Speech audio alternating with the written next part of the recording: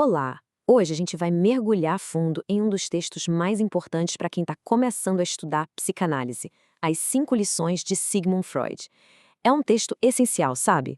E antes de mais nada, vale dizer que este material é uma produção do canal Estante de Inconsciente. Ele foi pensado e criado para dar uma base, um bom ponto de partida para quem está se aventurando na leitura dos textos de Freud.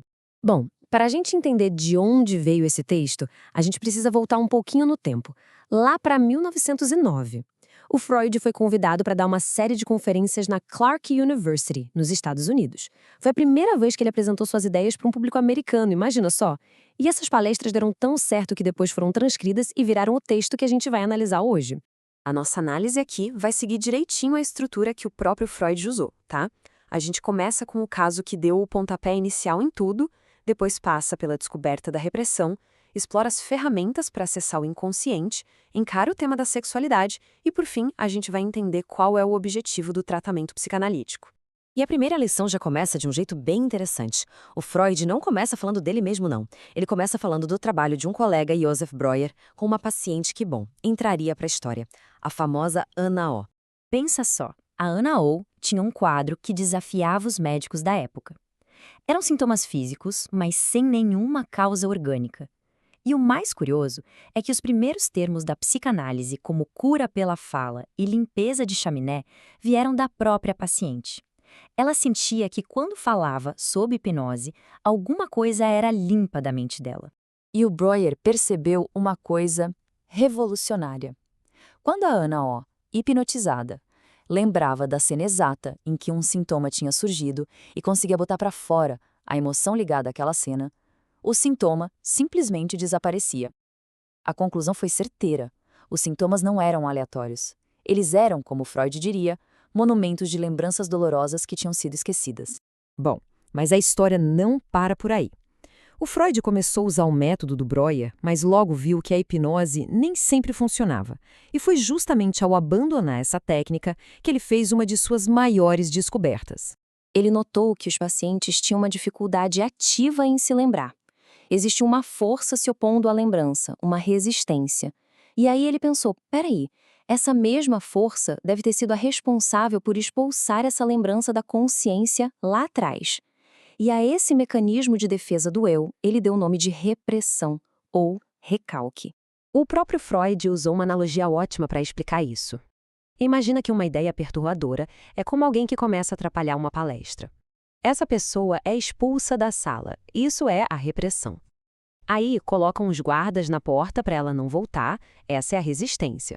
Mas o que acontece? A pessoa expulsa começa a fazer barulho lá fora, atrapalhando a palestra de outro jeito. Esse barulho é o sintoma.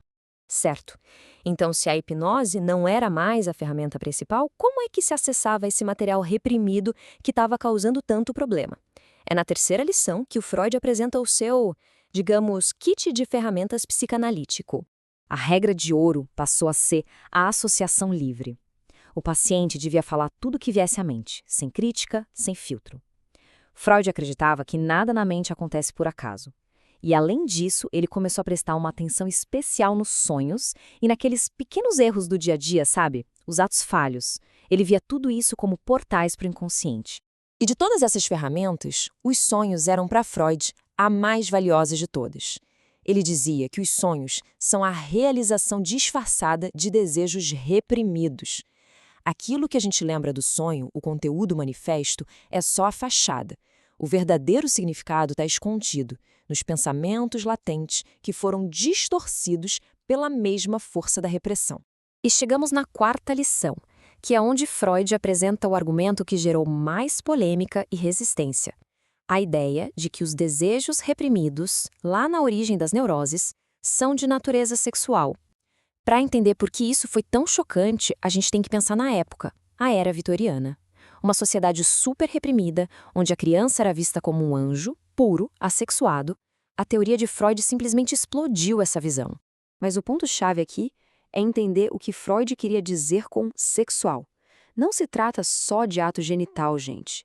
Para a psicanálise, a sexualidade é uma energia, a libido, que busca prazer através do corpo desde que a gente nasce.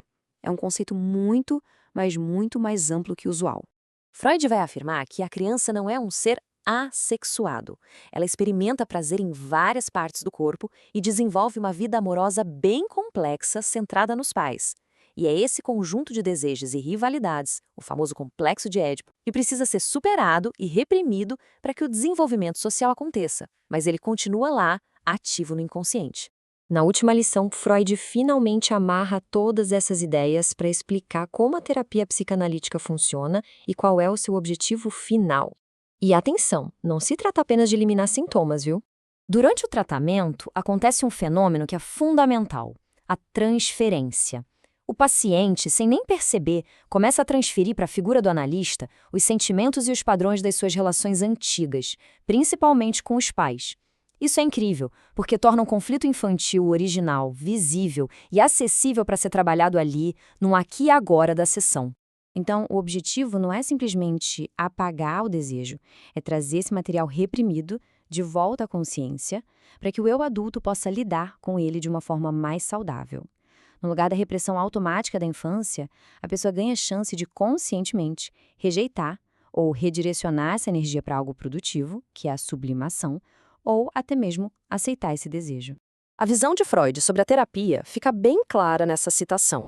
Ele a via como um processo de amadurecimento, sabe? Uma reeducação emocional que ajuda a pessoa a destravar o desenvolvimento que foi interrompido pela neurose. E assim a gente chega ao fim da nossa análise. E é fundamental deixar isso bem claro. Este foi um resumo didático, um ponto de partida, um mapa para ajudar na leitura. Para quem está se dedicando de verdade ao estudo da psicanálise, a leitura do texto original é simplesmente indispensável para pegar toda a profundidade do pensamento do autor. Por isso, a gente recomenda fortemente as 5 lições de psicanálise. O link para o livro, inclusive, está aqui na descrição. E olha que legal, ao usar o nosso link, o benefício é duplo. É um investimento direto na sua própria formação e, ao mesmo tempo, um apoio para que o nosso canal possa continuar crescendo e trazendo mais conteúdos relevantes. Se este conteúdo foi útil, considere se inscrever no canal para não perder as próximas análises. Deixe sua curtida para a gente saber que estamos no caminho certo e compartilhe com outros estudantes. Muito obrigado e até a próxima!